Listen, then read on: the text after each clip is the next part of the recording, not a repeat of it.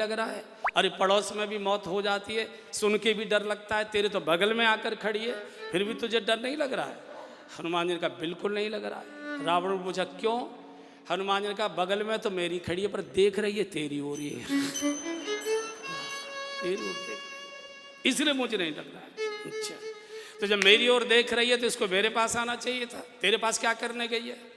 हनुमान जी ने कहा पूछने आई है। हनुमान जी रावण का काम अभी पूरा करना है कि कल? कथा कल तक है ना, आज ही पूरा करना है कि कल? अरे रावण तो तिल मला गया एक पर, कहे मारो इसको। और जैसे ही कुछ खड़े हुए तलवार का विभीषण प्रकट हो गए, नीति विरोधन मारिए दूता। संकट आने से पहले भगवान की कृपा आकर खड़ी हो गई विभीषण के रूप में। संकट आता है लेकिन कृपा आगे आगे चलती है। नीति विरोध मारिए मत, तो बोले कपकई ममता पूछ पर, इसकी पूछ में आग लगा दो। जली पूछ लेकर जाएगा, फिर स्वामी सिफारिश जो, अरे रावण तो खिलखिला गया, विभीषण पता नहीं कहाँ से तुझे बुद्धि आ गई, जाओ शहर में घोषणा कर दो, सब घी तेल रुई कपड़ा डुबो डुबो के लाएं और बानर की पूछ में लपेटो, आग लगा दो। जब ये आदेश हुआ हनुमान जी मन ही मन मुस्कराने लगे, भई सहाय सारथ में जाना, जय हो भगवान आपकी लीला का पार कोई पा नहीं सकता। त्रिष्ठा कह रही थी कि बंदर लंका जलाएगा, मैं सोच रहा था कहाँ से मिट्टी का तेल मिलेगा, कहाँ से माचिस मिलेगी, कहाँ से व्यवस्था होगी, लेकिन जय हो प्रभु लंका भी रावण की जलवाओगे और इंतजाम भी जलाने का रावण से ही करवाए ले रहे हैं। अच्छा देखिए समाज के लोग कैसे होते, केवल अच्छे आयोजनों को पूरा करने के लिए लोग चंदा नहीं देते, आयोजनों को उखाड़ने के लिए भी चंदा देते। होने नहीं देना, अब इतना ले जाओ, जरूरत पड़े फिर ले जाना। पूरी लंका में दौड़े चले आ रहे हैं और क्या स्थिति हो गई? बोले रहान नगर बसन घृत तेला। किसी के घर में ना घी बचा, घी तो बहुत कम रहता था, जो मांसाहारी और वैसे लोग जरा तेल में, प्याज लहसुन ये सब तेल में ज़्यादा अच्छे छुपते। तो रहान नगर बसन घृत तेला, पूरे पूरे डिब्बे कनस्तर हणिया सब खाली कर लाए। मूर्खों को इतनी भी अकल नहीं रही, महिलाओं को तो विशेषकर, कि भिंडी छौंक रही है तो तेल में कहाँ से छौंकेगी, हैं? बैंगन छौंक रहे हैं तेल में, अच्छे लगे काहे में छौंके। आज अब पुरुष भी सब कपड़ों की गठरी ला दे रहा है, इतनी अकल मारी गई, कल नहा के कच्चे बनियान भी चाहिए होते हैं, सब ले आए। हनुमान जी ने मन में सोचा फिक्र मत करो, अब कपड़े बदलने का झंझट नहीं, सीधी काया बदलवाओ। रावण हनुमान जी की पूंछ से बहुत जलता था।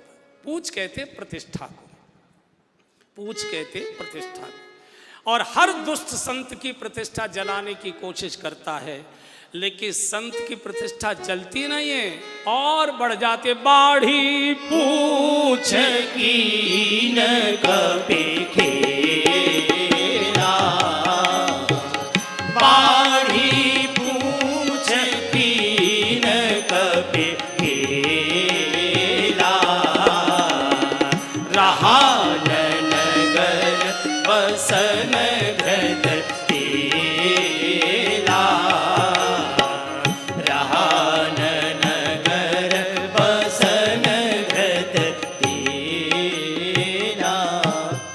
अरे संतों की प्रतिष्ठा जलाओगे वो और बढ़ जाती है। आपको एक बात बताएं, प्रसंग बहुत मजेदार है, टाइम भी नहीं है लेकिन मुझे मन कर रहा है, सुनाऊं? रावण क्यों जलता था पूंछ से?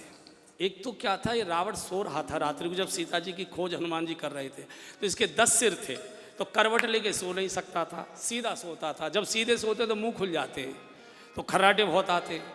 तो जैसे रावण को जोर के खर्राटे आते थे, हनुमान जी इसकी नाक में पूंछ घुमा देते थे, तो दे छीक दे छीक दे छीक, रावण को सोने नहीं दिया। जब दरबार में आए, रावण की लाल लाल आंखें, रात भर सोया नहीं था। एक बार हनुमान जी ने पूंछ फटकारी, तब रावण को होश आया, यही पूंछ वाला बंदर था, इस सूर्य की पूंछ जला, पूंछ जला। बहुत चिढ़ता था। जब युद्ध चल रहा था, पूंछ का किस्सा है, तो रावण की लगभग सब सेना मारी गई, केवल एक वरदानी सेना 60,000 मंदार सेना इसके पास बची थी। ब्रह्मा जी का वरदान था, वो अमर थी, उसको कोई मार नहीं सकता, वो अमृत पी हुई सेना थी, 60,000 मंदार सेना। अंत में रावण ने उसको दाव पर लगा दिया, बोले अब तो कोई कारण ही नहीं है और इनको तो कोई मार ही नहीं सकता है। ब्रेकिंग न्यूज आ गई टीवी पर, कल अमर सेना युद्ध में उतरेगी।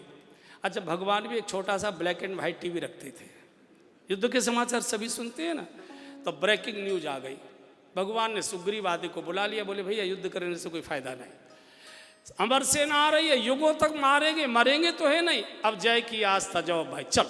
हनुमान जी का नहीं सर, कल युद्ध करने मैं जाऊंगा। अरे तू तो जाएगा, तुझे मालूम नहीं अमर सेना आ रही है? बोले हाँ मालूम है। तो अमर को कैसे मारेगा? बोले अगर वो अमर है सेना तो हम भी अमर हैं। तू अमर कहाँ से आ गया?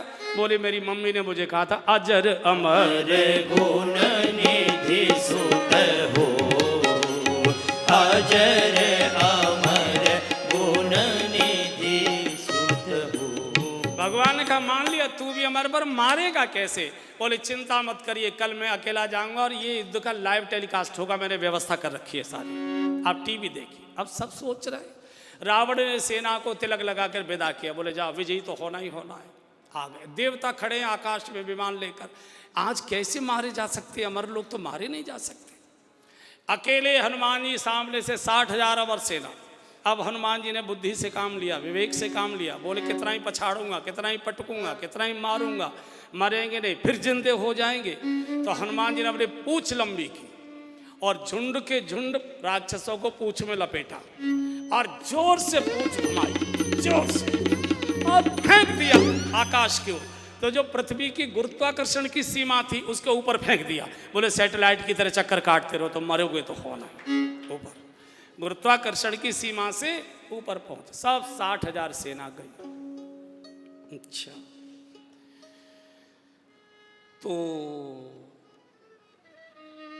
रात सायंकाल युद्ध के बाद रावण पत्रकार वार्ता लेता था। आज बड़ा नाश्ता वास्ता बनवा के तैयार रखा था, बड़े और सांभर भी बनी थी।